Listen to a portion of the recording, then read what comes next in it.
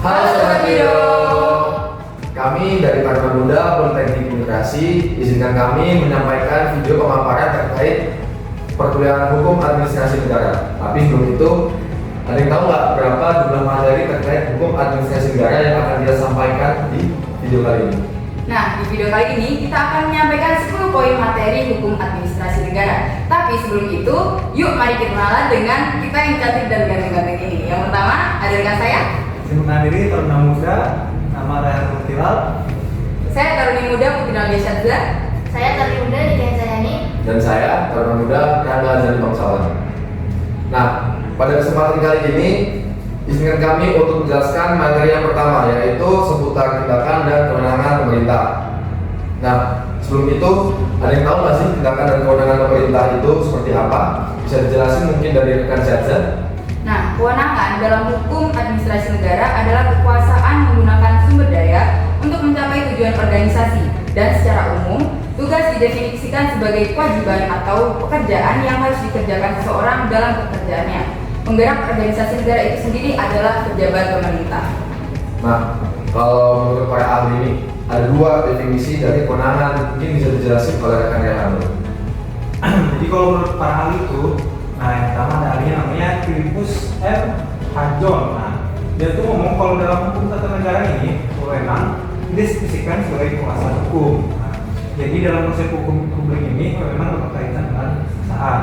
Nah, lalu kalau dari si Ferazi ini, dia tuh mendefinisikan kewenangan itu sebagai suatu hak untuk menjalankan satu atau lebih fungsi manajemen yang meliputi pengaturan, yaitu berupa regulasi dan standarisasi, pengurusan administrasi dan pengawasan atau supervisi atau suatu urusan tertentu. Nah, itu tuh kalau para ahli. Nah, selanjutnya ada kira-kira berapa ya cara memperoleh wewenang? Nah, cara memperoleh wewenang itu ada 3. Apa aja sih? Nah, menurut pasal 11 Undang-Undang Nomor 30 Tahun 2014 tentang Administrasi Pemerintahan, ada 3 cara memperoleh kewenangan. Yang pertama, atribusi, yang kedua, delegasi, yang ketiga, mandat. Apa nanya dong, atribusi itu gimana sih? Jadi atribusi ini kewenangan yang langsung turun dari undang-undang kepada lembaga negara.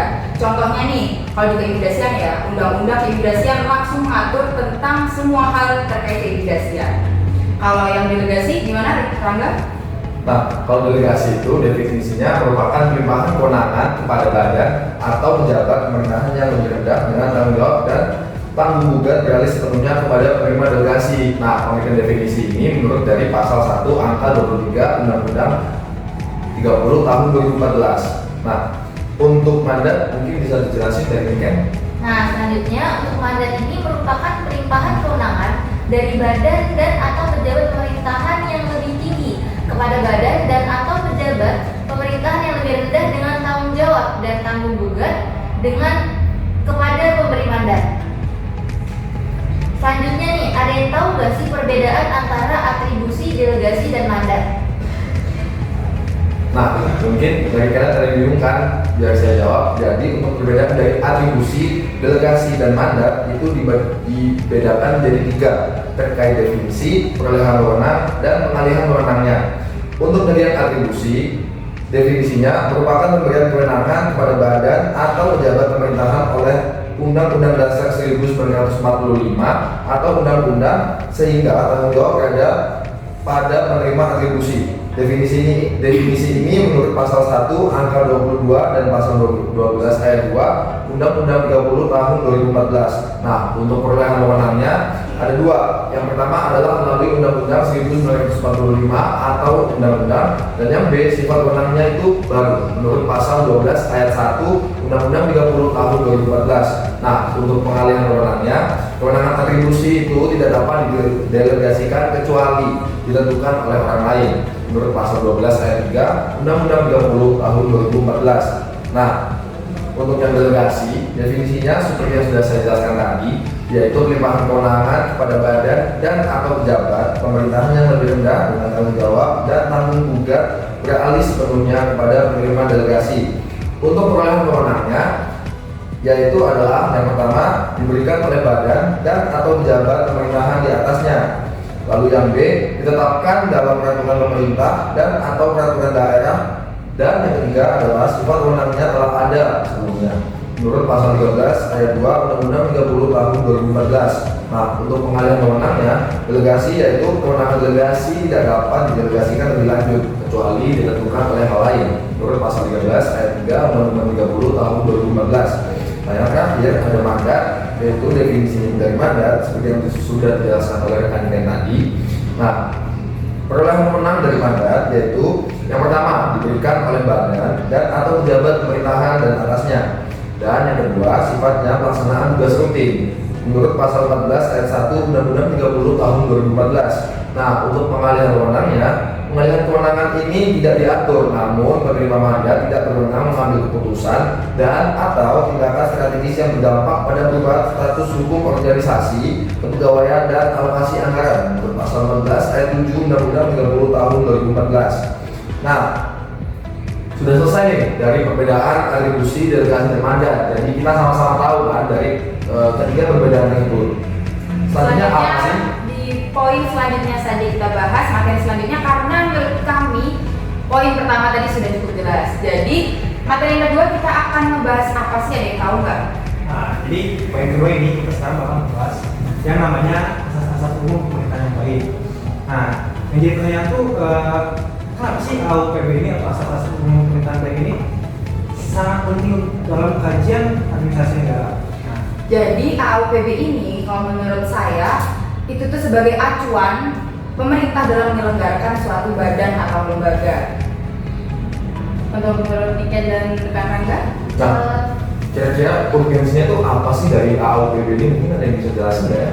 Nah, urgensinya ini terdapat 3 poin. Yang pertama itu AUPB ini merupakan bagian dari hukum positif yang berlaku. Yang kedua, AUPB ini merupakan norma bagi perbuatan-perbuatan administrasi negara di samping norma hukum tertulis dan tidak tertulis. Yang terakhir, AUPB ini dapat dijadikan alasan untuk mengajukan gugatan dan akhirnya AUPB ini dapat dijadikan alat uji oleh hakim administrasi untuk menilai sah atau tidaknya dan batalnya atau tidaknya keputusan administrasi negara. Dan AUPB ini diatur dalam Undang-Undang Republik Indonesia Nomor 11 Tahun 2020 Bab 9 Pasal 1 Nomor 17 yang terdiri dari asas kepastian hukum, asas ketidakberpihakan, asas kepentingan umum, asas tidak menyalahgunakan kewenangan, asas kemanfaatan, asas kecepatan, asas keterbukaan, dan asas pelayanan yang baik. terus sebenarnya fungsinya ini apa sih AUPB ini?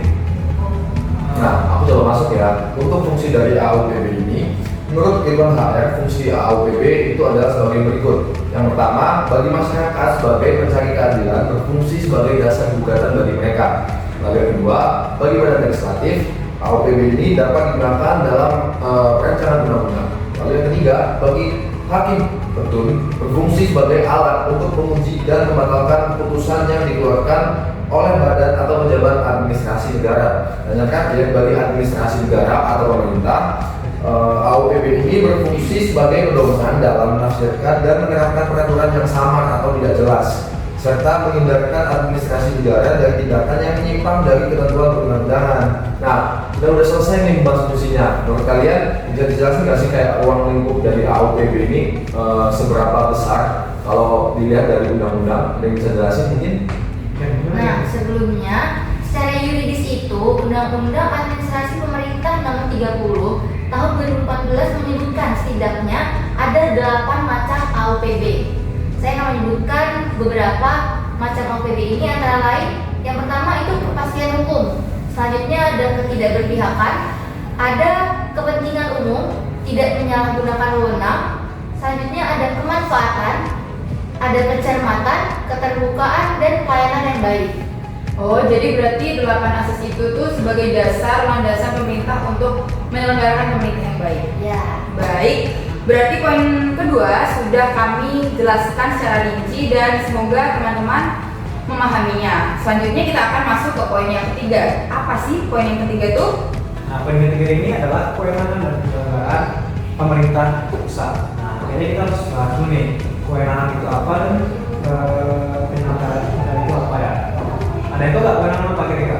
Aku mau jawab. Nah, dari materi ini yaitu adalah kewenangan dan penyelenggaraan pemerintah pusat. Kita tarik mundur nih. Apa sih arti kewenangan itu? Jadi kewenangan ini merupakan hak dan kekuasaan pemegang jabatan untuk memilih, mengambil sikap atau tindakan tertentu dalam melaksanakan tugas dan mempunyai peranan sebagai penyeimbang terhadap tanggung jawab guna mendukung berhasilnya pelaksanaan tugas. Nah, kewenangan ini biasanya dihubungkan dengan kekuasaan. Jadi penggunaan kewenangan ini secara bijaksana merupakan faktor kritis bagi efektivitas dari sebuah organisasi. Nah, kita udah jelasin di kewenangan. Jadi kewenangan ini kan berhubungan dengan kekuasaan. Nah, bisa dijelasin nggak apa itu penyelenggaraan negara? Karena dari kewenangan ini sangat berkaitan dengan penyelenggaraan negara, di mana kedaulatan berkuasa penuh atas penyelenggaraan negara.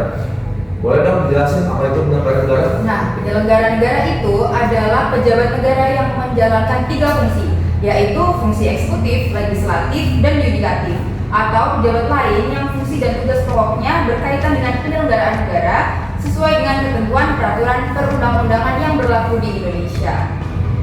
Nah, ini kan kita ngebahas juga nih pemerintah pusat. Pemerintahan pusat itu apa sih? Nah, jadi pemerintahan pusat itu adalah badan tertinggi dalam sebuah struktur pemerintahan suatu negara yang bertanggung jawab atas pengelolaan seluruh urusan negara tanpa adanya pelimpahan wewenang ke pemerintah daerah. Nah, jadi langsung kita bahas aja kewenangan dari pemerintahan pusat ini apa aja. Nah, jadi kewenangan dari pemerintah pusat ini yang pertama adalah politik luar negeri, yang kedua pertahanan keamanan, peradilan, Moneter dan fiskal, justisi, dan terhadap agama. Contohnya apa sih di ini tuh di keimigrasian? Contoh dari 6 poin tersebut, ada yang tahu nggak? Kalau nggak tahu apa aja nih jelasin. Yang pertama, politik luar negeri. Contohnya tuh atas imigrasi yang berada di luar negeri dan bekerja sama dengan pemerintah luar negeri terkait dengan kebijakan keimigrasian. Poin yang kedua yaitu poin pertahanan. Poin pertahanan ini contohnya tuh TNI berkoordinasi dengan imigrasi dalam rangka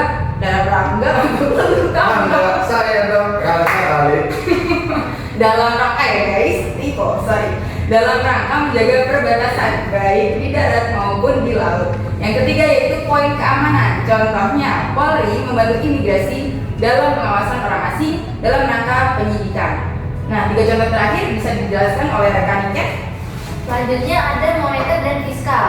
Dalam contohnya ini adalah kejaksaan yang berkoordinasi dengan imigrasi dalam rangka penegakan hukum keimigrasian. Selanjutnya ada justisi. Itu merupakan DPR berkoordinasi dengan imigrasi dalam rangka penyusunan UU atau fungsi legislasi, menyusun anggaran atau PLBN yang merupakan fungsi budget. Selanjutnya mengevaluasi kinerja dan kebijakan imigrasi yang merupakan fungsi pengawasan, menyeleksi fungsi-fungsi imigrasi yang dipilih untuk parlemen yang merupakan fungsi seleksi. Selanjutnya dalam bidang agama, contohnya yang agama nggak ada guys kalau imigrasi. Ada. Contohnya itu kalau misalnya ada orang luar negeri yang berbeda agama mau menikah atau cilok nih misal sama orang Indonesia ya. Jadi mau pindah agama. Jadi kita harus mengurus juga ke apa tuh namanya? Iya, ke peradilan agama. Bener banget itu. Terus Belum nikah ya, jadi belum iya tahu. dong. Oke guys. Oke, lanjut aja ke topik bahasan yang keempat, yaitu kewenangan dan penyelenggaraan pemerintah daerah. Yang tadi kan pemerintahan pusat, kita nih sekarang mau bahas ke pemerintah daerah. Jadi apa sih definisinya pemerintah daerah itu?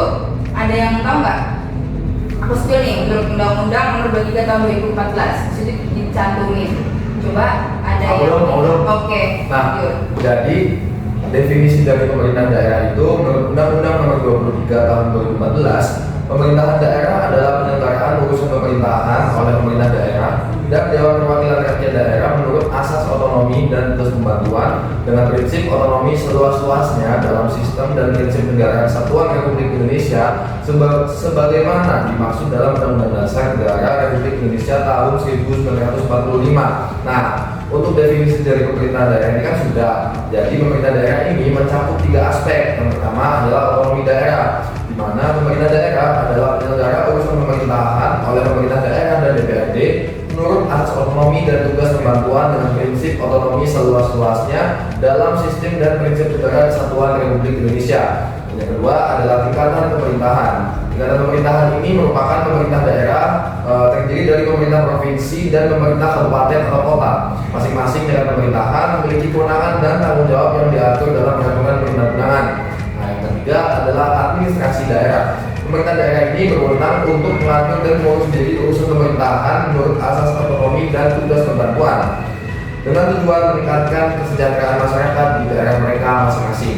Nah, udah dijelasin nih dari ketiga aspek tersebut. Nah, mungkin bisa dijelasin dong. Dasar hukum nggak sih? Dasar hukum boleh. Dasar hukum aja Ini nih, dijelasin nih, Ken. biar jelas. Oke. Nah, dasar hukum dari pemerintah daerah ini yang pertama ada di Undang-Undang Dasar 1945 yang berada di pasal 18 yang menjadi landasan konstitusional bagi keberadaan pemerintah daerah di Indonesia. Pasal ini mengatur tentang pembagian wilayah Indonesia atas daerah-daerah yang besar dan yang kecil dengan bentuk dan susunan pemerintahannya ditetapkan di undang-undang. Selanjutnya ada UU Pemerintahan Daerah, yaitu sejumlah undang-undang telah diterbitkan untuk mengatur lebih lanjut mengenai pemerintah daerah seperti UU Nomor 23 Tahun 2014 tentang pemerintah daerah. Selanjutnya ada peraturan pelaksana. Selain undang-undang, pemerintah juga menerbitkan sejumlah peraturan pelaksana seperti peraturan pemerintah, peraturan presiden, dan peraturan menteri yang mengatur lebih teknis mengenai kewenangan pemerintah daerah. Selanjutnya, Nah, kalau kewenangan pemerintah daerah itu ada jenis-jenisnya nggak sih? Ada dong. Nah, di sini tuh aku akan jelasin ada 3 jenis kewenangan pemerintahan daerah. Yang pertama ada kewenangan umum. Kewenangan umum itu mencakup urusan pemerintah yang menjadi kewenangan daerah, termasuk pelayanan publik dan pembangunan daerah. Nah, yang kedua ini ada kewenangan wajib.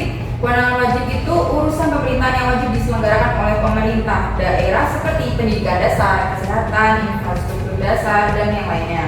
Dan yang terakhir ada kewenangan pilihan. Ini tuh pemerintah yang secara nyata ada dan berpotensi untuk meningkatkan kesejahteraan masyarakat sesuai dengan kondisi, kekhasan, dan potensi unggulan daerah. Jadi di setiap pemerintah di daerah tuh beda-beda nih. Soalnya ini kan sudah disebutin kalau tergantung potensi unggulan daerah gitu. Jadi setiap daerah tuh mempunyai urgensinya masing-masing ya pasti Betul. harus disampaikan. Iya. Nah, kita udah bahas nih jenis-jenis dari kewenangan pemerintah daerah. Nah, kira-kira ada nggak sih tantangan dan peluang saat kita menyelenggarakan menjadi pemerintah daerah? Mungkin dari Reno bisa jelasin. Pastinya ada sih kalau tantangan itu pasti selalu ada lah. Jadi kalau buat pemerintah daerah tuh tantangannya adalah kayak keterbatasan sumber daya yang pasti itu. Nah, lalu kan ada kayak disparitas pembangunan antar daerah di tiap daerah tuh berbeda gitu dari pembangunannya. Nah, terus ada kekurangan koordinasi yang efektif itu udah pasti. Soalnya karena banyak daerah terus itu dari jarak juga. Lalu yang terakhir adalah tuntutan meningkatkan kualitas pelayanan publik. Nah, terus tapi nggak cuma tantangan doang, tentunya ada peluang juga. Nah, jadi otonomi daerah ini buka peluang bagi pemerintah daerah untuk lebih aktif, kreatif, dan responsif dalam mengelola daerahnya. Pemerintah daerah ini juga dapat memanfaatkan potensi lokal buat mendukung daerah ini. Baik, sangat jelas sekali ya materi yang keempat ini. Langsung aja kita masuk ke materi yang kelima, yaitu keputusan tata usaha negara. Ada yang mau ngejelasin nggak di poin ini, poin materi kelima ini? Dasar hukumnya mungkin. Nah, boleh deh aku jelasin. Jadi kita udah beralih ya dari kewenangan pemerintah daerah menuju ke keputusan tata usaha negara. Nah, dari keputusan tata usaha negara ini aku bakal mulai dari dasar hukumnya dulu. Jadi dasar hukum dari keputusan tata usaha negara ini Undang-Undang Nomor 5 Tahun 1986 tentang Peradilan Tata Usaha Negara. Lalu yang kedua adalah Undang-Undang Nomor 51 Tahun 2009 tentang perubahan kedua atas Undang-Undang Nomor 5 Tahun 1986 tentang Peradilan Tata Usaha Negara. Lalu yang ketiga adalah Undang-Undang Nomor 9 Tahun 2004 tentang perubahan atas Undang-Undang Nomor 5 Tahun 1986 tentang Peradilan Tata Usaha Negara. Nah, dasar hukumnya udah aku jelasin nih. Definisinya boleh dong oleh rekan-rekan saya yang jelaskan. Oke, definisi dari keputusan tata usaha negara adalah suatu penetapan tertulis yang dikeluarkan oleh badan atau pejabat tata usaha negara yang berisi tindakan hukum tata usaha negara yang berdasarkan peraturan perundang-undangan yang berlaku, yang bersifat konkret, individual, dan final, serta menimbulkan akibat hukum bagi seseorang atau badan hukum perdata. Selanjutnya boleh dijelasin tentang bentuk dan jenis aja deh, bentuk dan jenis biar rekan-rekan yang sedang menonton video kita ini tahu apa aja sih bentuk dan jenis dari keputusan tata usaha negara. Boleh yang mau jelasin? Nah, berdasarkan bentuknya, keputusan tata usaha negara ini merupakan terdiri atas keputusan lisan atau non surat keputusan dan tertulis dengan surat keputusan. Keputusan dapat berlaku intern dalam instansi atau lembaga maupun ekstern keluar instansi atau lembaga bila diukur berdasarkan jangka waktunya. Nah, jangka waktunya ini ada yang bersifat sementara, terbatas, dan lama. Menurut Prinis, keputusan terdiri dari keputusan yang baik dan keputusan yang lain atau deklaratif dan konstitutif. Keputusan sepintas, selalu dan tetap, dispensi, izin, lisensi, dan konsesi. Keputusan yang pada umumnya menimbulkan keadaan hukum baru. Yang pertama ini ada keputusan lisan, yang kedua ada keputusan tertulis, selanjutnya ada keputusan fiktif dan keputusan tidak sah. Nah, poin terakhir di materi ini tuh ada syarat-syarat dari keputusan tata usaha negara. Boleh dijelasin? Ada dua. Oke, dua nih syarat ini. Yang pertama ada syarat material dan kedua ada syarat formil. Nah, kalau syarat material ini itu merupakan syarat yang harus dipenuhi dalam pembuatan suatu keputusan. Jadi alat permintaan yang membuat keputusan ini harus berwenang menurut jabatan. Nah, terus dalam rangka alat permintaan yang membuat keputusan tidak boleh ada kekurangan juridis. Lalu yang kedua ada syarat formil. Nah, syarat formil ini yang semuanya dalam membuat keputusan itu adalah dalam cara mengenai prosedur dan cara pembuatannya, mengenai bentuk penetapan dan tata mengenai penetapan. Oke, ada ini nih satu poin yang ketinggalan tadi. Ada perbedaan dari keputusan dan peraturan. Nah, apa tuh? Soalnya kan agak ini, agak similar sama kan keputusan dan peraturan itu. Sebenarnya beda guys. Jadi apa sih perbedaan keputusan dan peraturan? Nah, ini aku jelasin nih, perbedaan dari keputusan dan peraturan. Nah, untuk keputusan itu dia sifatnya individual dan konkret, sedangkan peraturan dia itu sifatnya general dan abstrak. Lalu untuk keputusan, sifat pengujiannya itu mereka melalui gugatan di Peradilan Tata Usaha Negara atau PTUN tadi. Nah, untuk peraturan pengujiannya itu untuk peraturan di bawah undang-undang atau judicial review ke Mahkamah Agung, sedangkan untuk undang-undang diujinya ke Mahkamah Konstitusi. Nah, jadi beda itu tempat untuk pengujiannya. Nah, untuk keputusan sifatnya itu dia sekali selesai, jadi nggak bisa ada pengajuan revisi segala macam atau gugatan, dia sifatnya sekali itu langsung selesai. Nah, untuk peraturan dia sifatnya selalu berlaku secara terus-menerus. Baik, itu tadi adalah poin-poin materi yang kami sampaikan di poin yang kelima, yaitu keputusan tata usaha negara. Nah, jadi bisa disimpulkan bahwa keputusan tata usaha negara ini adalah alat penting dalam administrasi publik yang memastikan bahwa pengelolaan negara dilakukan secara efektif dan sesuai hukum. Nah, selanjutnya mungkin kita akan ke materi berikutnya. Ada yang tahu nggak materi berikutnya apa nih? Jadi materi berikutnya kita akan menjelaskan terkait diskresi. Nah, diskresi ini menurut Undang-Undang Republik Indonesia Nomor 30 Tahun 2014 tentang Administrasi Pemerintahan, diskresi itu merupakan keputusan dan atau tindakan yang ditetapkan dan atau dilakukan oleh pejabat pemerintahan untuk mengatasi persoalan konkret yang dihadapi dalam penyelenggaraan pemerintahan dalam hal peraturan perundang-undangan yang memberikan pilihan, tidak mengatur, tidak lengkap atau tidak jelas dan atau adanya stagnasi pemerintahan. Nah, untuk penggunaan diskresi pejabat pemerintahan ini ada yang tahu nggak tujuannya itu buat apa? Nah, tujuannya ini ada 4. Yang pertama, melancarkan penyelenggaraan pemerintah. Yang kedua, mengisi kekosongan hukum. Yang ketiga, memberikan kepastian hukum. Dan yang terakhir, mengatasi stagnasi pemerintahan dalam keadaan tertentu guna pemanfaatan dan kepentingan umum. Nah, oke. Udah selesai nih dijelasin dari penggunaan diskresi pada pejabat pemerintahan, itu tujuannya apa. Selanjutnya itu saya akan menjelaskan terkait ruang lingkup dari diskresi ini. Jadi yang pertama, diskresi pada pejabat pemerintahan ini itu ada 4 poin. Yang pertama adalah pengambilan keputusan berdasarkan perundang-undangan. Lalu yang kedua adalah pengambilan keputusan karena peraturan perundang-undangan yang tidak mengatur. Lalu yang ketiga adalah pengambilan keputusan karena peraturan perundang-undangan yang tidak lengkap. Lalu yang keempat adalah pengambilan keputusan karena adanya stagnasi pemerintahan guna kepentingan luas.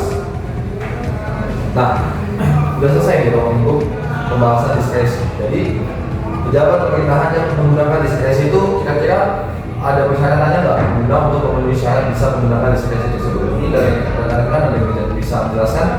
Nah, jadi ada syarat-syarat yang harus dipenuhi bagi pejabat pemerintahan yang ingin menggunakan diskresi. Yang pertama, sesuai dengan tujuan diskresi sebagaimana dimaksud dalam pasal 22 ayat 2, yaitu tidak bertentangan dengan ketentuan peraturan perundang-undangan. Selanjutnya harus sesuai dengan AUPP. Selanjutnya berdasarkan alasan-alasan yang objektif. Dan terakhir tidak menimbulkan konflik kepentingan dan dilakukan dengan etikat yang baik. Baik, langsung saja ke materi selanjutnya. Materi yang Berapa? ke-8. Apa sih materi yang materi ke-8 itu? Nah, jadi kalau di materi 8 ini kita bahas perizinan. Nah, oke. Oh, salah. Oh, bukan. Materi yang ke-7 itu tuh perizinan. Oke. Saking serunya guys, jadi kita lupa Keras guys. Nah, jadi Perizinan. perizinan ini dia itu merupakan bagian dari instrumen pemerintahan. Nah, jadi instrumen pemerintahan tersebut ini adalah usaha lain oleh pemerintah atau administrasi negara dalam melaksanakan tugas-tugasnya. Selanjutnya, apa sih perizinan dalam hukum? Oh, udah ya tadi. Oh, selanjutnya ini aja beberapa istilah yang hampir sama dengan perizinan. Itu ada dispensasi, konsesi, lisensi. Jadi semuanya berakhir dengan si. Tapi artinya tuh beda. Jadi dispensasi itu tuh tindakan pemerintah yang menyebabkan suatu peraturan undang-undang menjadi tidak berlaku bagi sesuatu hal yang istimewa. Jadi kayak bisa nih pacar nih udah lama, udah nggak istimewa lagi dong. Jadi kayak kayaknya udah lama bersama-sama. Selanjutnya tuh ada yang konsesi. Konsesi itu izin yang berhubungan dengan pekerjaan yang besar, di mana kepentingan umum terlibat erat sekali sehingga sebenarnya pekerjaan itu menjadi tugas dari pemerintah, tetapi oleh pemerintah diberikan hak penyelenggaraannya kepada konsesionaris atau si pemegang izin. Lalu ada lisensi, yaitu suatu izin yang memberikan hak untuk menyelenggarakan suatu perusahaan. Nah, berarti dapat disimpulkan bahwa izin adalah perbuatan pemerintah bersegi satu berdasarkan peraturan perundang-undangan untuk diterapkan pada peristiwa konflik menurut prosedur dan persyaratan tertentu. Selanjutnya ada beberapa unsur nih dalam perizinan. Mungkin rekan-rekan bisa menjelaskan. Rangga aja kan tadi gitu ya. Yuk, Rangga mainkan. Saya lagi ya. Jadi beberapa unsur dalam perizinan itu ada 5. Yang pertama adalah berupa instrumen yuridis dalam bentuk ketun. Lalu yang kedua dibuat berdasarkan wewenang yang diberikan oleh peraturan perundang-undangan. Nah, yang ketiga dikeluarkan oleh organ pemerintah. Yang keempat ditujukan pada peristiwa yang konkret. Dan yang kelima adalah telah memenuhi prosedur dan persyaratan tertentu. Nah, dari 5 yang sudah saya jelaskan tadi itu merupakan beberapa unsur dalam perizinan. Nah, selanjutnya kira-kira unsur-unsurnya ini udah. Kira-kira tujuan dibuat perizinan itu apa ya? Nah, tujuannya tuh ada 4 nih. Apa sih? Inul, coba jelasin. Oke, yang pertama nih ya. Jadi tujuan utama itu untuk mempengaruhi masyarakat biar mau ngikutin cara yang dianjurkan dalam capai satu tujuan yang konkret. Dan selanjutnya itu adalah untuk memberikan aktivitas tertentu biar terpenuhi tertentu. Dan yang terakhir adalah untuk memberikan pengarahan, direksi orang-orang dan aktivitasnya. Baik, selanjutnya nih kita masuk ke materi yang selanjutnya, yaitu materi tentang peradilan tata usaha negara. Jadi materi ini tuh beda dari materi yang keputusan tata usaha negara, meskipun agak-agak sama ya, ketun dan petun, tapi beda peradilan dan keputusan. Apa sih peradilan tentang tata usaha negara? Kita bahas definisinya dulu. Oke, yuk siapa nih yang membahas? Peradilan tata usaha negara ini merupakan lembaga peradilan yang memiliki kewenangan untuk menyelesaikan sengketa antara warga negara atau badan hukum dengan pemerintah terkait keputusan atau tindakan administrasi negara.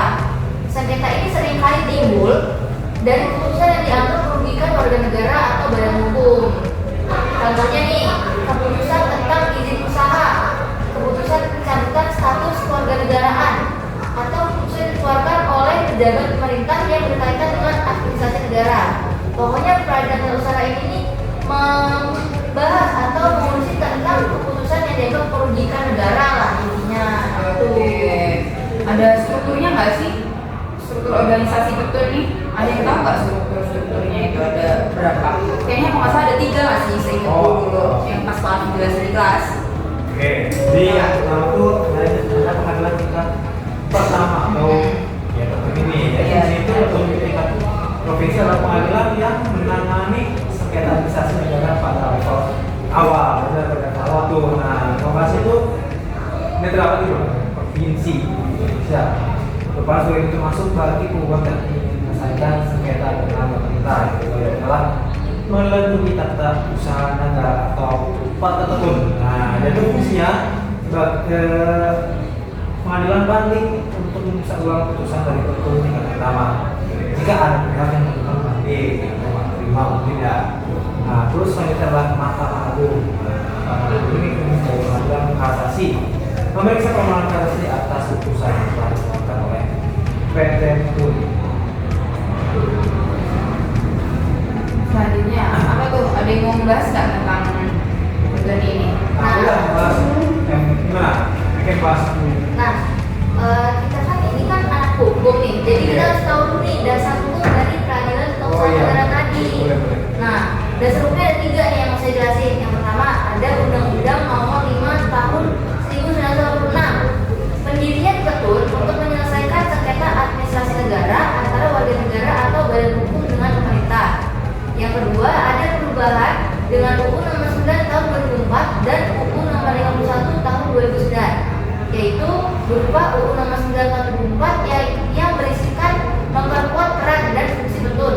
Selanjutnya aspek pentingnya itu ada 2 nih. Yang pertama kewenangan Ketun yaitu mengadili sengketa yang terkait dengan keputusan atau tindakan tata usaha negara. Yang kedua adalah batas waktu gugatan. Jadi gugatan ini memiliki batas waktu yang harus diajukan dalam 90 hari sejak keputusan itu diajukan. Dan nih, selanjutnya apa lagi nih yang mau kita bahas? Terakhir ya.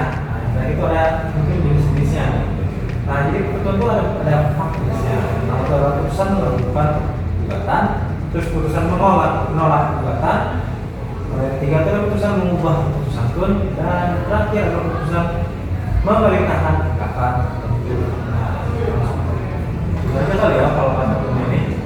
Materi yang ke-9 aja nggak sih, karena kita juga udah lumayan lama nih ngobrol di sini. Kasihan yang lihat juga pasti capek nih ngeliat kita ngobrol-ngobrol sendiri berempat ini. Langsung aja ke materi yang selanjutnya, yaitu apa sih materi selanjutnya tuh? Nah, jadi di materi yang ke-9 ini kita akan membahas terkait ASN atau aparatur sipil negara. Nah, saya mulai dulu nih. Aparatur sipil negara itu jadi penjelasannya adalah merujuk kepada seluruh pegawai yang bekerja di instansi pemerintahan Indonesia, baik di tingkat pusat maupun di daerah, yang diangkat dan diatur oleh negara untuk melaksanakan tugas pemerintahan.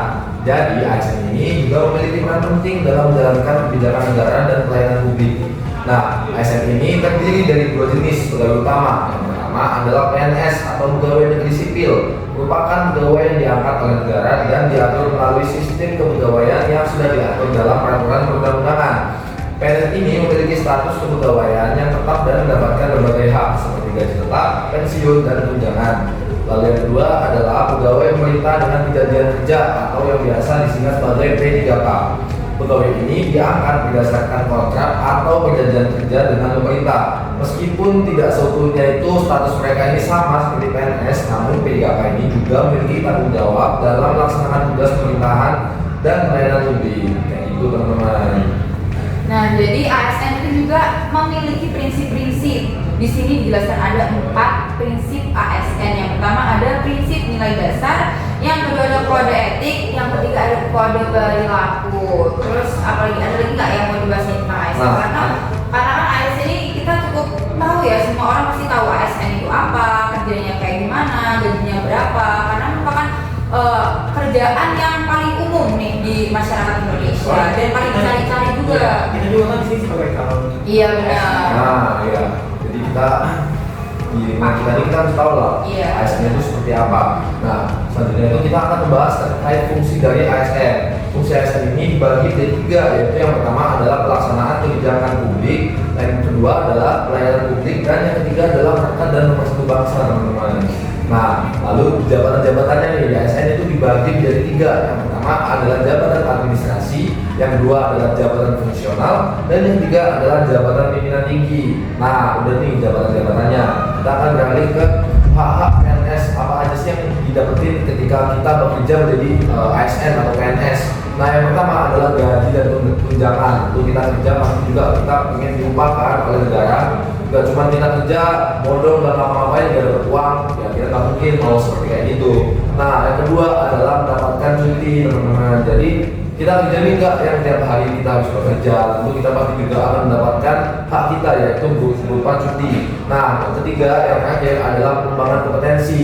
Jadi di dunia kerja ini kita nggak cuma untuk menyelesaikan tugas-tugas yang diarahkan oleh dari pimpinan, kita juga bisa mengembangkan kompetensi pada diri kita. Itu jadi tujuannya dari fungsi dari ASN.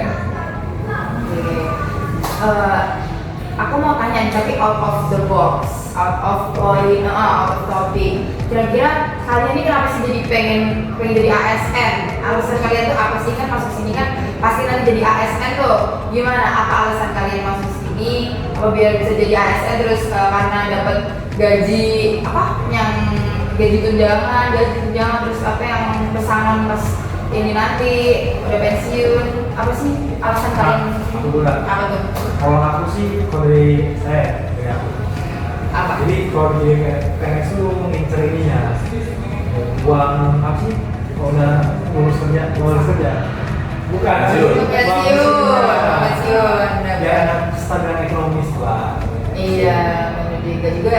Hidup kita juga terjamin karena ada uang itu juga. Tapi selain itu, aku pengen mengabdi buat masyarakat nih. Kalau mau ini tuh bahasa halusnya tuh kayak gitu guys, menjadi ASN karena ingin mengabdi. Jadi kita di sini ditempa pendidikan 4 tahun agar nanti jadi ASN yang baik yang bisa bekerja untuk masyarakat gitu. Sesuai harapan masyarakat lah. Nah, iya benar. Kalau Raga Sony kan ada nggak alasan kenapa nih?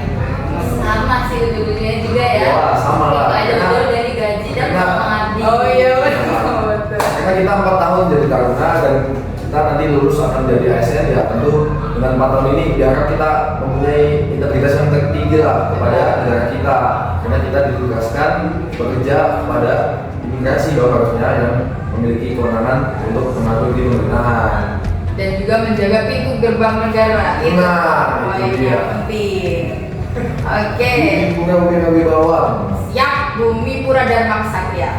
Nah, yang terakhir nih, udah selesai kita bahas ASN. Iya. Udah 10 teman-teman, udah kerasa kan? Apa tuh? Poin 10, poin terakhir nih. Poin Nah. paling final di video kali ini. Jadi di poin ke-10 ini materi yang kita bahas adalah sanksi-sanksi pada hukum administrasi negara. Nah, ada yang bisa jelasin nggak sanksi-sanksinya apa aja nih yang ada pada hukum administrasi negara? Sanksi itu berarti ini nggak sih konsekuensi yang kita dapat Bener, kalau Pak. kita melanggar hukum administrasi Bener. negara. Nah. Karena pasti pelanggaran itu pasti ada konsekuensinya, ada sanksinya yang bisa membuat kita jerak melakukan pelanggaran tersebut. Ada nggak yang tahu nih?